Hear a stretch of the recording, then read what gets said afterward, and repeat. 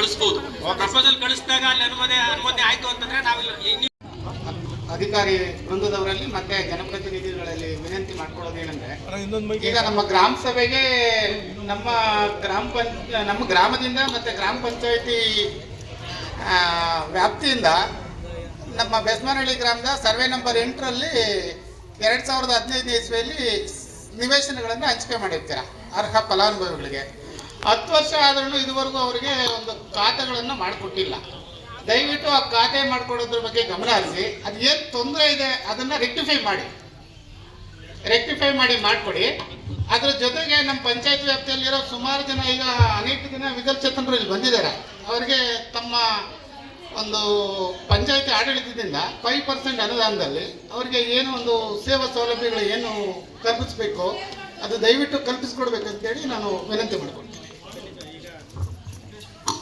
ಶೇಕಡ 5 ಅಡಿಯಲ್ಲಿ ಏನು ನೀವು ಕೇಳ್ತಾ ಇರ್ತಕ್ಕಂಥದ್ದು, ನಾವು 30ನೇ ತಾರೀಕು ಗ್ರಾಮ ಪಂಚಾಯತ್ ಜನರಲ್ ಬಾಡಿ ಮೀಟಿಂಗ್ ಇದೆ. ಆ ಮೀಟಿಂಗ್ನಲ್ಲಿ ಅನುಮೋದನೆ ಮಾಡಿಕೊಂಡು ಯಾವ ದಿನದಂದು ನಾವು ಅದನ್ನ ಮಾಡಬೇಕು ಅಂತ ಹೇಳ್ಬಿಟ್ಟು ಅಧ್ಯಕ್ಷರು ಮತ್ತು ಎಲ್ಲ ಸದಸ್ಯರು ಇಲ್ಲೇ ಇದ್ದಾರೆ. ಅವ್ರ ಮುಖಾಂತರ ನಾವು ಚರ್ಚೆ ಮಾಡಿ ಅದನ್ನು ತೀರ್ಮಾನ ಮಾಡಿ ಹೇಳ್ತೀವಿ. ಎರಡನೇದು ಹಕ್ಕುಪತ್ರ ವಿಚಾರಕ್ಕೆ ಸಂಬಂಧಿಸಿದಂಗೆ ಇಲ್ಲಿವರೆಗೂ ಏನಾಗ್ತಿತ್ತು, ನಮಗೆ ಗೊಂದಲಗಳು ನಿಮಗೆ ಗೊತ್ತಿದೆ, ಸುಮಾರು 14-15 ವರ್ಷದಿಂದ ನಡೀತಿರ್ತಕ್ಕಂಥ ಗೊಂದಲಗಳು ಈಗ ಒಂದು ಅಂತಿಮ ಹಂತಕ್ಕೆ ಬಂದಿದೆ. ಇದು ಈಗ ಏನಾಗಿದೆ ಅಂತಂದರೆ, ನಮಗೆ ಸಿಟಿಜನ್ ಏನು ಲಾಗಿನ್ನಲ್ಲಿನೇ ನಿಮಗೆ ಖಾತಾ ಎಂಟ್ರಿಗಳು ಮಾಡೋದಕ್ಕೆ ಅವಕಾಶ ಕೊಟ್ಟಿದ್ದಾರೆ. ಈಗ ನಾವು ಮಾಡ್ತಾ ಇದ್ದಾಗ ಏನಾಗ್ತಿತ್ತು, ಕಂಪ್ಲೇಂಟ್ ಕೊಡ್ತಕ್ಕಂಥದ್ದು ಅಥವಾ ಏನು ಅಡ್ಡಿ ಆತಂಕಗಳು ಇದೆಲ್ಲ ಇತ್ತು. ಈಗ ಸಿಟಿಜನ್ ಲಾಗಿನ್ ಶೆಫ್ಟ್ನಲ್ಲೇ ಲಾಗಿನ್ನಲ್ಲೇ ಅವಕಾಶ ಇರೋದ್ರಿಂದ ಸೋಮವಾರದ ನಂತರ ಏನೋ ಲಾಗಿನ್ ಓಪನ್ ಆಗ್ತಾ ಇದೆ. ದಯವಿಟ್ಟು ಯಾರ್ಯಾರ್ದು ಹಕ್ಕುಪತ್ರ ಇದೆ ಅಥವಾ ಯಾರಾದ್ರೂ ರಿಜಿಸ್ಟರ್ ಆಗಿದೆ ಅಥವಾ ಯಾರ್ದೇನು ನಿಮ್ಮ ಹತ್ರ ಡಾಕ್ಯುಮೆಂಟ್ಸ್ ಇದೆ ಅದನ್ನು ನಿಯಮಾನುಸಾರ ಅಪ್ಲೋಡ್ ಮಾಡಿ ನಮಗೆ ಇದು ಮಾಡಿದ್ರೆ ನಮಗೆ ಯಾವುದೇ ಕಾರಣಕ್ಕೂ ಅದನ್ನು ರಿಜೆಕ್ಟ್ ಮಾಡೋದಕ್ಕೆ ಅವಕಾಶ ಇಲ್ಲದೆ ಇರೋದ್ರಿಂದ ಅದನ್ನು ನಾವು ಅನುಮೋದನೆ ಮಾಡಿ ನಿಯಮಾನುಸಾರ ನಿಮಗೆ ಖಾತಾ ಸಿಗುತ್ತೆ ಅಂತಕ್ಕಂಥ ಮಾತನ್ನು ಈ ಸಂದರ್ಭದಲ್ಲಿ ಹೇಳಕ್ಕೆ ಇಷ್ಟಪಡ್ತೀನಿ. ನಾವು ಸುಮಾರು ಹಕ್ಕುಪತ್ರಗಳು ರಾಜಮನೆಹಳ್ಳಿನಲ್ಲಿ ಆಗಿತ್ತು.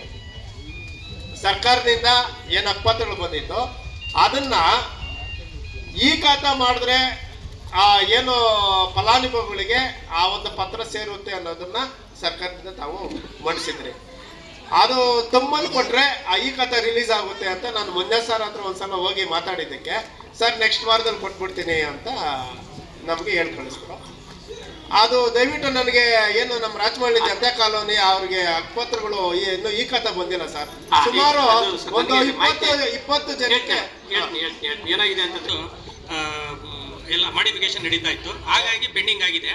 ಈಗ 21ನೇ ತಾರೀಕು ನಂತರ ಅದನ್ನ ಕಂಪ್ಲೀಟ್ ಆಗಿ ಫುಲ್ ಫ್ಲೆಡ್ಜಲ್ಲಿ ಇದು ಮಾಡ್ತಾ ಇದ್ದಾರೆ. ಸೊ ನಿಮ್ಗೆ 21ನೇ ತಾರೀಕು ನಂತರ ಅವರು ಅದನ್ನ ಕಳಿಸ್ಕೊಡ್ತಾರೆ. ಯಾಕಂದ್ರೆ ಈಗ ಯಾರು ಕೂಡ ಲಾಗಿನ್ ಅಲ್ಲಿ ನಾವು ಖಾಲಿ ಸುಮ್ಮನೆ ವೇಸ್ಟ್ ಆಗಿ ಇಟ್ಕೊಳಕ್ ಆಗದೇ ಇಲ್ಲ. ಅದ್ರ ಟೈಮ್ ಮುಗಿದ ತಕ್ಷಣ ತನ್ನಿಂದ ತಾನೇ ಪಾಸ್ ಆಗ್ತಕ್ಕಂಥ ಒಂದು ವ್ಯವಸ್ಥೆನ ಡೀಮ್ಡ್ ಅಪ್ರೂವ್ಡ್ ಸಿಚುವೇಶನ್ ಮಾಡಿರೋದ್ರಿಂದ 100% ಆಗುತ್ತೆ.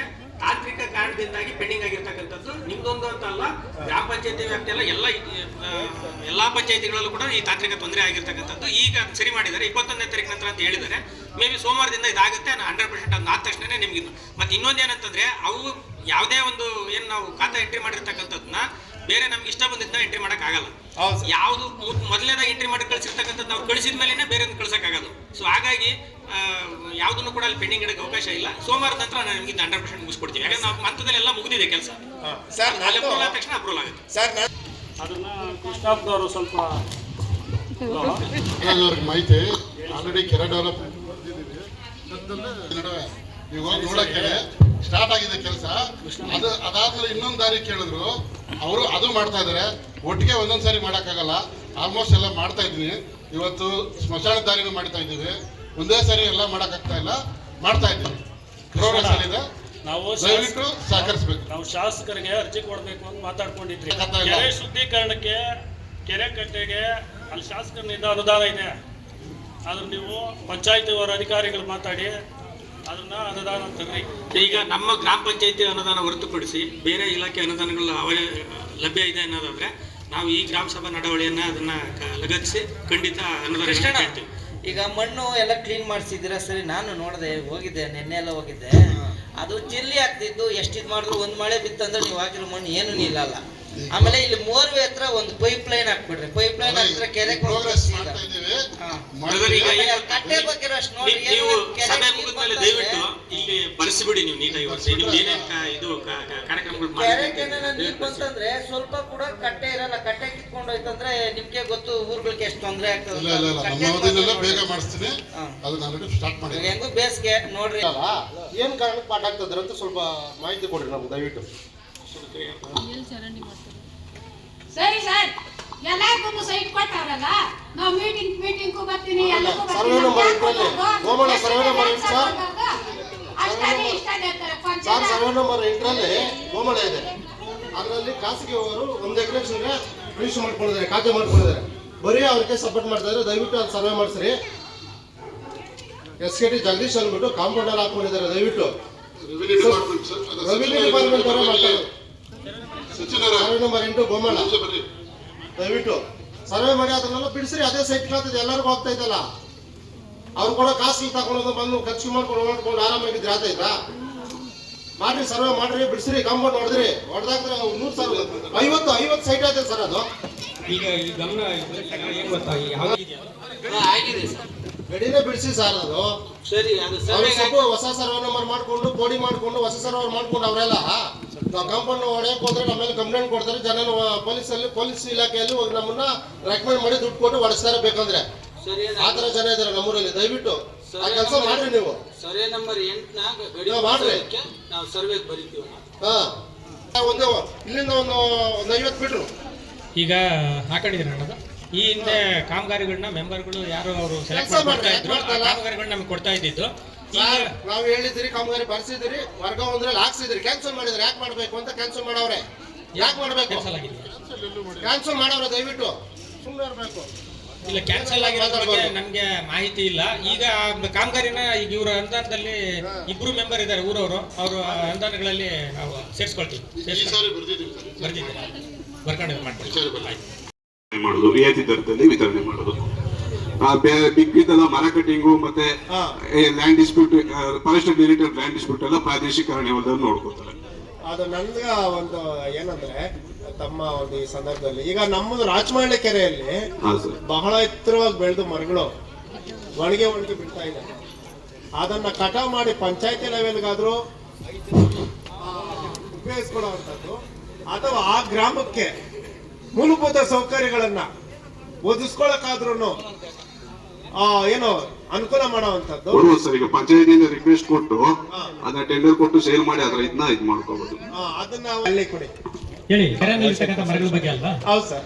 ಸರಿ, ಇವಾಗ ವೆಂಕಟಪ್ಪ ಅವರು ಇದು ರಾಜಮಹಳ್ಳಿಯಲ್ಲಿರ್ತಕ್ಕಂಥ ಮರಗಳನ್ನ, ಒಣಗಿರ್ತಕ್ಕಂಥ ಮರಗಳನ್ನ ತೆರವುಗೊಳಿಸೋದಕ್ಕೆ ಅಂತ ಅಂದ್ಬಿಟ್ಟು ಒಣಗಿರೋದು ಮತ್ತೆ ಸರ್, ಈಗ 2 ಆಪ್ಷನ್ ಮರಗಳು ಸಹ ಪೂರ್ತಿ ಅಲ್ಲ, ಯಾಕಂದ್ರೆ ಅಲ್ಲೇ ಇದಾರೆ ಆಫೀಸರ್ಸ್, ಅಧಿಕಾರಿಗಳು ಪೂರಾ ಕಟಾವ್ ಮಾಡಿ ಪಂಚಾಯತಿ ವ್ಯಾಪ್ತಿಗೆ ತಗೊಳ್ಳೋ. ಈಗ ನಾವು ಲೆಟರ್ ಬರೆಯೋಣ ಅವ್ರಿಗೆ, ಅವ್ರು ಯಾವ್ದು ತೆಗಿಬೇಕು ಅಂತ ಅವ್ರು ಸರ್, ಅದು ಮಾಜರ್ ಮಾಡ್ತಾರೆ ಸರ್. ಮಾಜರ್ ಮಾಡಿ ತೆಗಿಯೋದಕ್ಕೆ ನಾವು ಹೇಳ್ಬೋದು. ಆಮೇಲೆ ಕೆರೆಯಲ್ಲಿ ಬೆಳೆದಿರೋದ್ರಿಂದ ಅದು ಈಗ ಎಲ್ಲರಿಗೂ ಅದು ಪಬ್ಲಿಕ್ ಗೆ ಥ್ರೆಟ್ ಆಗ್ತಿದೆ ಅಂದ್ರೆ ತೆಗಿತೀವಿ ಸರ್. ಯಾರಿಗಾರ ಜೀವ ಹಾನಿ ಆಗುತ್ತೆ ಅಂತಂದ್ರೆ ಅಥವಾ ರಸ್ತೆ ಮೇಲೆ ಬೀಳಾಗಿದೆ ಅಂತಂದ್ರೆ ಅದನ್ನ ನಾವು ಬರಿಬಹುದು. ಕೆರೆಯಲ್ಲಿ ಇರೋದ್ರಿಂದ ಒಣಗಿರ್ತಕ್ಕಂಥ ಮರಗಳನ್ನ ತೆರವು ಮಾಡೋದಕ್ಕೆ ನಾವು ಲೆಟರ್ ನ ಮಾಡ್ತೀವಿ. ಹೌದು ಸರ್, ಯಾಕಂದ್ರೆ ಈಗ ಮೇಡಮ್ ಈಗ ರಾಗಿ ತಗೋತಾ ಇಲ್ಲ ಮೇಡಮ್. ಈಗ ರಾಮಕೃಷ್ಣಪುರ ಗೇಟ್ಗೆ ಹೋಗಿ ರೈತರು ಹೇಳ್ತಾ ಇದ್ದಾರೆ, ಅರ್ಥ ಮಾಡ್ಕೊತಿಲ್ಲ ಸರ್ ನೀವು ಸಮಸ್ಯೆ. FID ಕೊಡ್ತಿಲ್ಲ. FID ನಂಬರ್, FID ಒಂದ್ ನಂಬರ್, ರೈತನಿಗೆ ಒಂದ್ ನಂಬರ್ನ ನಾವು ನೀವು ನಿಮ್ಮ ಇಲಾಖೆಯಿಂದ FID ಕೊಡ್ತಾ ಇದ್ದೀರಾ, ಅದಕ್ಕೆ ನಾವು ಒಪ್ಕೊಳ್ತಾ ಇದ್ದೀವಿ. ಈಗ ರಾಗಿ ತಗೊಳ್ತಾ ಇಲ್ಲ, ಅದು ಅವ್ರಿಗೆ ಇಂಡೆಂಟ್ ಮುಗ್ದಿದೆಯಂತೆ ಸರ್. ಇಂಡೆಂಟ್ ಮುಗ್ದಿರೋದ್ರಿಂದ ಅವ್ರು ಮತ್ತೆ ಬರ್ಕೊಂಡಿದ್ದಾರೆ, ನಮ್ಮಲ್ಲಿ ಇನ್ನೂ ರಾಗಿ ಇಷ್ಟು ಉಳ್ಕೊಂಡಿದೆ, ನಮ್ಗೆ ಇನ್ನೂ ರಿಕ್ವೈರ್ಮೆಂಟ್ ಬೇಕು ಅಂತ ಬರ್ಕೊಂಡಿದ್ದಾರೆ. ಇಲಾಖೆನೇ ಬೇರೆ, ಕೃಷಿ ಇಲಾಖೆ ಹೌದು, ಕೃಷಿ ಇಲಾಖೆ what is the difference of the FID ಮತ್ತೆ ಫುಡ್ ಡಿಪಾರ್ಟ್ಮೆಂಟ್? ಅಲ್ಲಿ ಲಿಂಕ್ ಮಾಡಿದ್ದಾರೆ ಸರ್ FID ನ. ಫುಡ್ ಡಿಪಾರ್ಟ್ಮೆಂಟ್ ಇದು ಏನ್ ಪ್ರೊಕ್ಯೂರ್ ಮಾಡ್ತಾ ಇರೋದು ಗೊತ್ತಾ?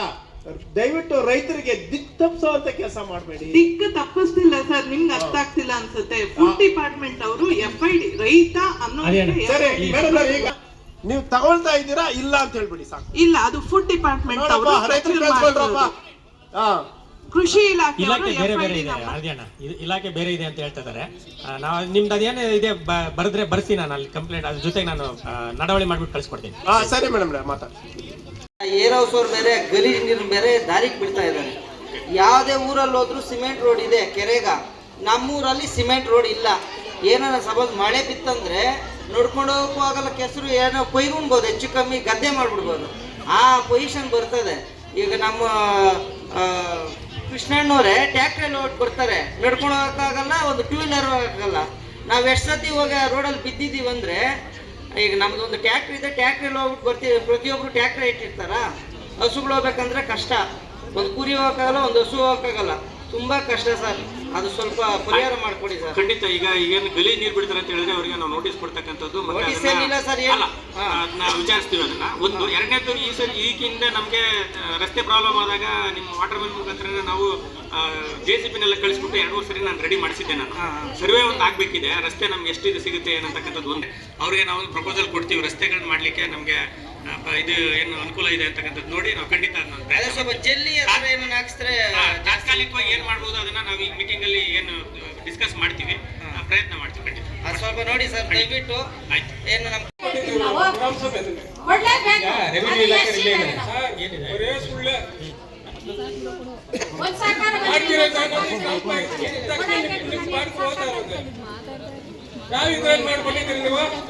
DC ಬಂದಾಗ DC ಮುಖಾಂತರನೇ ಅರ್ಜಿ ಕೊಟ್ಟಿದ್ದೇವೆ. ಒಂದು ನಿಮಿಷ ರೆವಿನ್ಯೂ ಮಾತಾಡ್ತಾರೆ. ಬರೀ ನಮ್ ಮೂರ್ ಸಾರಿ ಅರ್ಜಿ ಕೊಟ್ಟಿದ್ದೀವಿ ಸರ್ ನಾವು.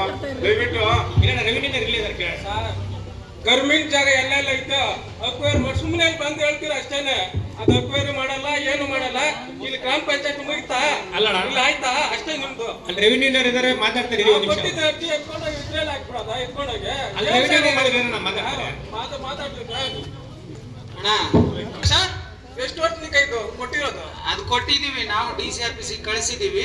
ಆದೇಶ ಆಗಿದ ತಕ್ಷಣ ಗಡಿ ಗುರುತಿಸಿ ಪಂಚಾಯತಿಗೆ ಹಸ್ತಾಂತರಿಸ್ತೀವಿ. ಇದು 10-15 ವರ್ಷಕ್ಕೆ ಬರೀತೆ, ಗ್ರಾಮ ಪಂಚಾಯತ್ ಬರೀತೆ ಹೇಳ್ಕೊಂಡ್ ಬಂದಿರೋದು ಸರ್. ಇದು ಆಯ್ತಣ್ಣ,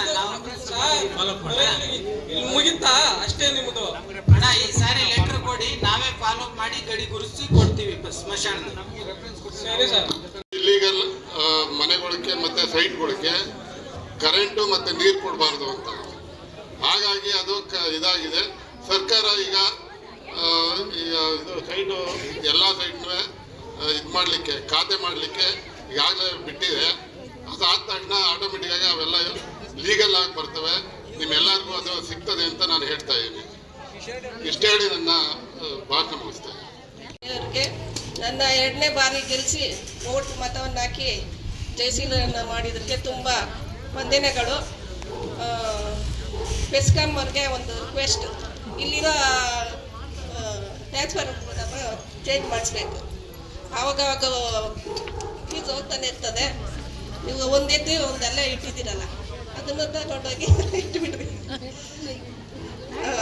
ಎಲ್ಲ ಆಶಾ ವರ್ಕರು ಮತ್ತು ಅಂಗನವಾಡಿ ಕಾರ್ಯಕರ್ತರಿಗೂ ಎಲ್ಲರಿಗೂ ಬಂದು ಗ್ರಾಮ ಸಭೆಗೆ ಬಂದಿದ್ದಕ್ಕೆ ಎಲ್ಲರಿಗೂ ತುಂಬ ಥ್ಯಾಂಕ್ಸ್. ಇಲ್ಲ, ನಾನು ಈ ಗ್ರಾಮ ಸಭೆ ಇಲ್ಲಿ ಮಾಡ್ಬೇಕಾದ್ರೆ, ಆಯೋಜನೆ ಮಾಡ್ಬೇಕಾದ್ರೆ ಉದ್ದೇಶನೇ ಅದು. ನಾವು ಬಿಟ್ಟಿದ್ದಲ್ಲ, ಅದು ಸರ್ಕಾರದ ಕೆಲವು ಗೊಂದಲದಿಂದ ಮಾಡಿರಲಿಲ್ಲ. ಈಗ ಅದನ್ನ ಸೋಮವಾರದಿಂದ ನಿಮ್ಲಾಗೇನೆಲ್ಲ ನಿಮ್ಮ ಅಪ್ಡೇಟ್ ಮಾಡ್ತಾ ಇದ್ದೀವಿ. ದಯವಿಟ್ಟು ಸಹಕರಿಸಿ. ಎಷ್ಟು ದಿನದ ನೀವು ಇದ್ರಿ, ಈಗ ಪ್ರತಿಯೊಬ್ಬರಿಗೂ ಸೈಟ್ ಸಿಕ್ಕೋ ಮಾಡ್ತಾ ಇದ್ದೀನಿ. ಸೈಟ್ ಕೊಟ್ಟಿದ್ದೀರಾ, ನಿಜ ಒಪ್ಪತ್ತೀರ ಅಧ್ಯಕ್ಷರ? ಸೈಟ್ ಕೊಟ್ಟಿದ್ದೀರಾ, ಅದಕ್ಕೆ ರಸ್ತೆ ಎಲ್ಲಿ ಬರ್ತದೆ? ಈಗ ಕಾಮಗಾರಿ ಅದನ್ನ ಚಾಲನೆ ಮಾಡಬೇಕು. ಚರಂಡಿ ಎಲ್ಲೈತೆ? ಏನು ಸಭೆನ ತುಂಬಾ ಯಶಸ್ವಿಯಾಗಿ ಗೊಳಿಸಿದ್ದೀರಾ. ನಮ್ಮ ಸ್ನೇಹಿತರಾದ ಆದಿನಾರಾಯಣ ಪ್ರತಿಯೊಂದು ಇಲಾಖಾ ಅಧಿಕಾರಿಗಳನ್ನ ತರಬೇತಿ ತಗೊಂಡು ಚೆನ್ನಾಗಿ ಇದು ಮಾಡಿದ್ದೀರಾ. ಭಾಗವಹಿಸ್ಬೇಕು. ಪ್ರತಿಯೊಂದು ಹಳ್ಳಿನಲ್ಲಿ ಏನಿದೆ ಸಮಸ್ಯೆ ಬಗೆಹರಿಸ್ಕೋಬೇಕು. ಸೊ ಧನ್ಯವಾದಗಳು. ಎಲ್ರಿಗೂ ನಮಸ್ಕಾರ. ಏನಿ ಕರ್ಪೂರ್ ಗ್ರಾಮ ಪಂಚಾಯತಿ ಈ 2025-26ನೇ ಸಾಲಿನ ವಾರ್ಷಿಕ ಸಭೆಯನ್ನು ಆಯೋಜಿಸಿದ್ರಿ. ಈ ಸಭೆಯನ್ನು ತುಂಬ ಯಶಸ್ವಿಯಾಗಿ ಎಲ್ಲರೂ ಸಾರ್ವಜನಿಕರು ಬಂದು ಅವರ ಕುಂದುಕೊರತೆಗಳನ್ನು ನೀಡಿ ಯಶಸ್ವಿಗೊಳಿಸಿದ್ದಾರೆ. ಸೊ ಎಲ್ಲರಿಗೂ ಧನ್ಯವಾದಗಳು. ಸಾಕಷ್ಟು ಸಮಸ್ಯೆಗಳನ್ನ ಹೇಳ್ಕೊಂಡು ಗ್ರಾಮಸ್ಥರಾಗಿರ್ಬೋದು, ನಮ್ಮ ಸ್ನೇಹಿತರು ಆದಿನಾರಾಯಣಾಗಲಿ, ನಮ್ಮ ಸರ್ವ ಸದಸ್ಯರಾಗಲಿ ಎಲ್ಲರೂ ಬಂದು ಅವರವರ ಸಮಸ್ಯೆಗಳನ್ನ ಸಾಕಷ್ಟು ಮನವಿ ಮಾಡಿದ್ರು. ಎಲ್ಲ ಚರ್ಚೆ ಇದರಿಂದ ತುಂಬ ಇದರಾಗಿ ಚೆನ್ನಾಗಿ ನಡೀತಿದ್ದು. ಇನ್ನೇನು ಬೇರೆ ಇದ್ದರೆ ಯಾವುದಾದ್ರೂ ಇದ್ದರೆ ಬಗೆಹರಿಸೋದಕ್ಕೆ ನಾವು ಸದಾ ಸಿದ್ಧ. ಇತ್ತೀಚಿನ ದಿನಗಳಲ್ಲಿ ಸರ್ಕಾರದಿಂದ ಪಂಚಾಯಿತಿಗಳು ಕೂಡ ಪುರಸಭೆ ನಗರಸಭೆ ಆಗಬೇಕಂತ ಪ್ರಸ್ತಾವನೆಯನ್ನು ನಾವು ವಾಟ್ಸಪ್ಪು ಮತ್ತು ಎಲ್ಲ ದಾಖಲೆಗಳು ಮತ್ತು ಸರ್ಕಾರದಲ್ಲಿ ನೋಡೋವಂಥ ವಿಚಾರನ ನೋಡ್ತಾ ಇದ್ದೀವಿ ಇತ್ತೀಚಿನ ದಿನಗಳಲ್ಲಿ. ಈಗ ಇಂಥ ಒಂದು ಸಂದರ್ಭದಲ್ಲೂ ಕೂಡ ಆನೇಕಲ್ ತಾಲೂಕು ಕರ್ಪೂರ ಗ್ರಾಮ ಪಂಚಾಯಿತಿ ಒಂದು ಬಹಳ ವಿಶೇಷವಾಗಿ 7 ಗ್ರಾಮಗಳ ಕುಂದುಕೊರತೆಗಳು ಏನು ಮೂಲಭೂತ ಸೌಕರ್ಯಗಳು ಸಾರ್ವಜನಿಕರಿಗೆ ನೀಡಬೇಕಂತೇಳಿ ಗ್ರಾಮ ಸಭೆಯನ್ನು ಆಯೋಜಿಸಲಾಯಿತು. ಅದು ಬೆಸ್ಮಹಳ್ಳಿ ಗ್ರಾಮದಲ್ಲಿ ಏನು 25-26ನೇ ಸಣ್ಣ ಗ್ರಾಮ ಸಭೆ ಬಹಳ ಯಶಸ್ವಿಯಾಗಿ ಆಗಿದೆ. ಮತ್ತು ಎಲ್ಲ ಇಲಾಖೆಗಳಿಂದ ರೆವೆನ್ಯೂ ಇಲಾಖೆ ಇರ್ಬೋದು, ಕೃಷಿ ಇಲಾಖೆ ಇರ್ಬೋದು, ಅರಣ್ಯ ಇಲಾಖೆ ಇರ್ಬೋದು, ಮತ್ತು ತಾಲೂಕ್ ಪಂಚಾಯತಿನಲ್ಲಿ ಇರ್ತಕ್ಕಂಥ ಎಲ್ಲ ಆಫೀಸರ್ಸ್ಗಳು ಸಹ ಇವತ್ತು ಈ ವೇದಿಕೆಗೆ ಬಂದಿದ್ದರು. ಎಲ್ಲ ಆಫೀಸರ್ಗಳು ಮತ್ತು ಬ್ಯಾಂಕಲ್ಲಿ ಸಹ ರೈತರಿಗೆ ಯಾವ ಥರ ಸಹಾಯಧನ ಸಿಗುತ್ತೆ, ಯಾವ ಥರ ನೀವು ಠೇವಣಿಗಳು ಮಾಡ್ಬೋದು, ಯಾವ ಥರ ಲೋನನ್ನು ಪಡ್ಕೋಬೋದು, ಹಸು ಸಾಕಣೆ ಮಾಡ್ಬೋದು, ಕೃಷಿ ಇಲಾಖೆಯಿಂದ ಸಿಕ್ಕತಕ್ಕಂಥ ಅನುಕೂಲಗಳನ್ನು ಮತ್ತು ಪಂಚಾಯಿತಿಯಲ್ಲಿ ಸಿಕ್ಕಂಥ ಅನುಕೂಲಗಳನ್ನೆಲ್ಲ ಬಹಳ ವಿಸ್ತಾರವಾಗಿ ಇವತ್ತು ನನ್ನ 7 ಗ್ರಾಮಸ್ಥರಿಗೆ ಸಾರ್ವಜನಿಕರಿಗೆ ಬಹಳ ಅರ್ಥಗರ್ಭಿತವಾಗಿ ಹೇಳಿದ್ದಾರೆ. ಆ ಒಂದು ನಿಟ್ಟಿನಲ್ಲಿ ಪ್ರತಿಯೊಬ್ಬ ಸಾರ್ವಜನಿಕರು ಆ ಅನುಕೂಲವನ್ನು ಪಡ್ಕೊಳ್ಬೇಕಂತ ಈ ಸಂದರ್ಭದಲ್ಲಿ ನಾನು ಮನವಿ ಮಾಡ್ತಾ ಇದ್ದೇನೆ. ಅದೇ ರೀತಿ ಏನು ನನ್ನ ಗ್ರಾಮ ಪಂಚಾಯತಿ ವ್ಯಾಪ್ತಿಯ ಅಧ್ಯಕ್ಷರಾದಂತಹ ಕೃಷ್ಣಪ್ಪನವರು, ಉಪಾಧ್ಯಕ್ಷರಾದಂಥ ಅರ್ಜುನಮ್ಮ ಪಿಲ್ಲಪ್ಪನವರು, ಮತ್ತು ಈ ವೇದಿಕೆಯಲ್ಲಿರ್ತಕ್ಕಂಥ ವೀಣಾ ಆದಿನಾರಾಯಣವರು, ಮಮತಾ ಜಗದೀಶ್ ಅವರು, ಮುನಿಯಮ್ಮ ಸತ್ಯನಾರಾಯಣವರು, ನಮ್ಮ ಗುರುಗಳಾದಂತಹ ಬಸಣ್ಣವರು, ಮತ್ತು ತಿಮ್ಮರಾಜು ಅವರು, ಮುನ್ರಾಜು ಅವರು, ಎಲ್ಲರೂ ಸಹ ಈ ವೇದಿಕೆಯಲ್ಲಿ ಬಂದಿದ್ದರು. ಅವ್ರಿಗೆಲ್ಲರೂ ಸಹ ಧನ್ಯವಾದಗಳನ್ನು ಅರ್ಪಿಸ್ತಾ ಇದ್ದೀನಿ.